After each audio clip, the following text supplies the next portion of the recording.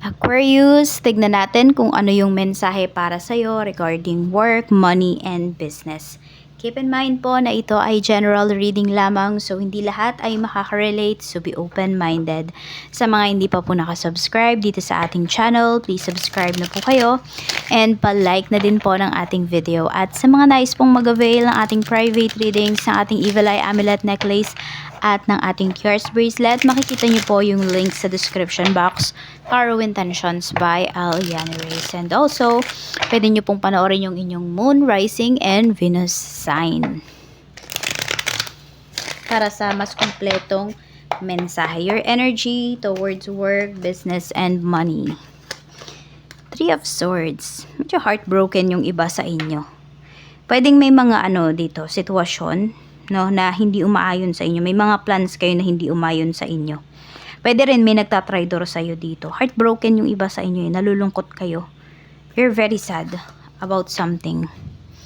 About something that's going on about your work, your money, and your business. Tignan natin. Pagdating sa trabaho, kamusta? Sa trabaho, we have 9 of Pentacles. Okay, parang dito naman sa trabaho, nare-recognize ka naman. Maganda naman yung dating ng trabaho mo. Tingnan natin, ha? Ano ba yung issues, yung sitwasyon pagdating sa work? Meron naman dito, pagdating sa kinikita nyo sa trabaho nyo, nakakapagpundar naman po yung iba sa inyo. I mean, may nabibili naman kayo na nakapagpapasaya po sa inyo. We have water. We have union. So, ayan mukhang meron kang mako-close deal dito. Malaking halaga po ito. So, pwedeng yan yung magbibigay ng award sa'yo ngayon. We have peace. Panatag naman po yung iba sa inyo pagdating sa business, pagdating sa work. So, parang wala naman kayong problema pagdating dito sa inyong trabaho. Kasi, parang everything is under your control naman. Oo. At kung meron ka naman ng mga ka-deal dito, nako-close deal mo naman siya. Diba? At maayos yung mga pag-uusap po ninyo. Yan. So, kampante po kayo dito pagdating sa inyong work. Check natin pagdating naman sa kaperahan. Sa kaperahan po, Spirit Guide. Kamusta naman po si Aquarius? Okay, we have the Tower.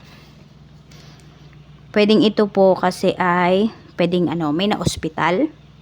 Pwedeng ito kasi ay bahay. Ayan po.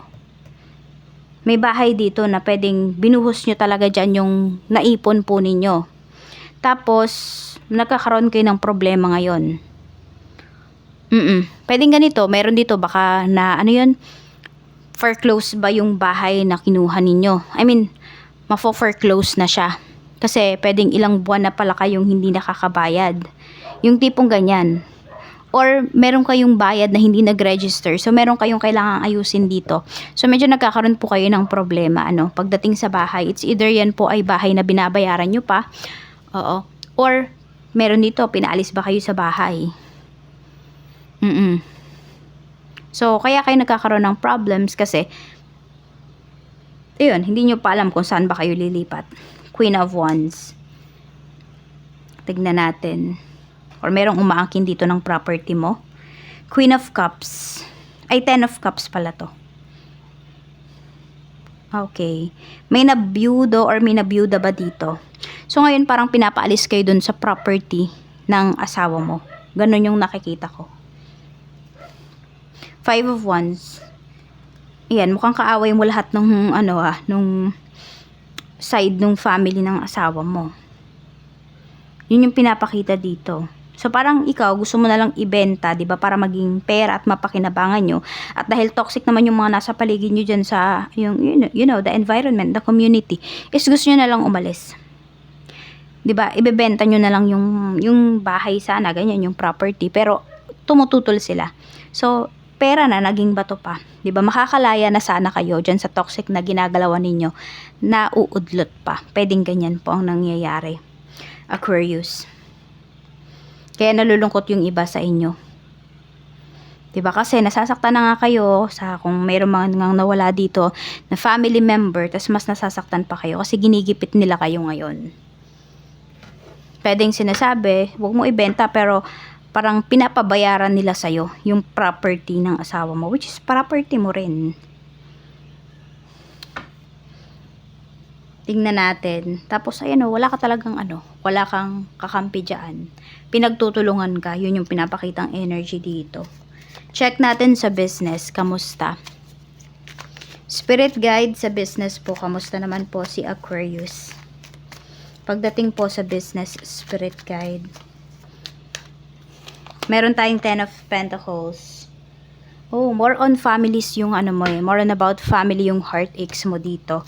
Yung disappointments mo, Aquarius. Tignan natin, pero let's see. Tignan natin pagdating naman sa iyong business.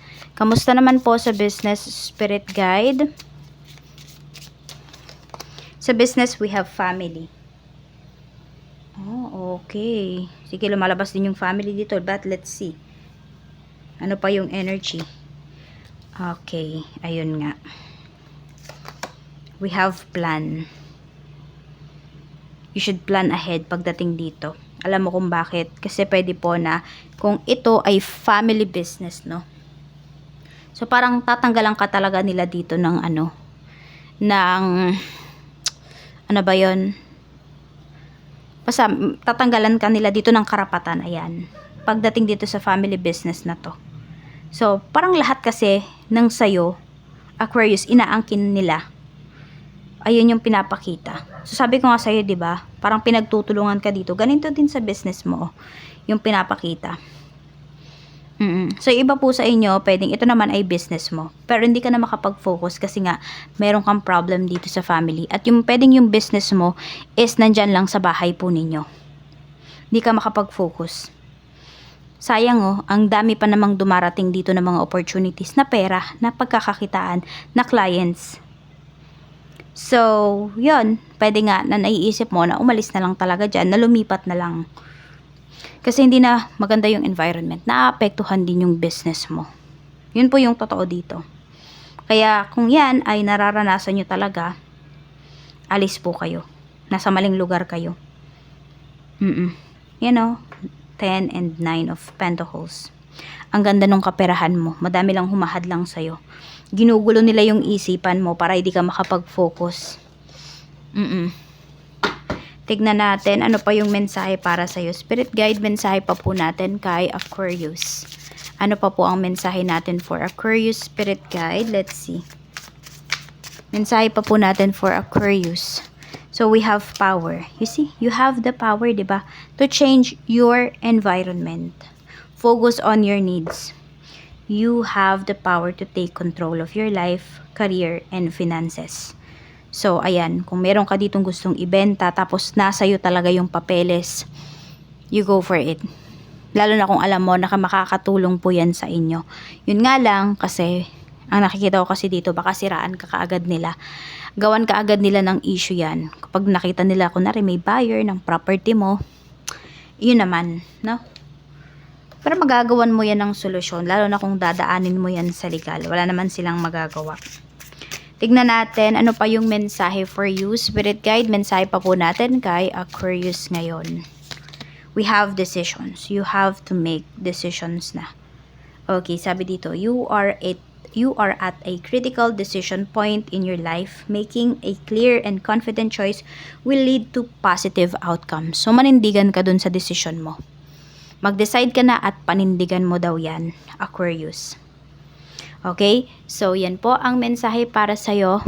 Claim nyo na yung mga positive energies at alisin nyo, diba? Itaboy ninyo ang mga negative energies dito sa reading natin. Maraming salamat po and mag-iingat kayo always. More blessings to come.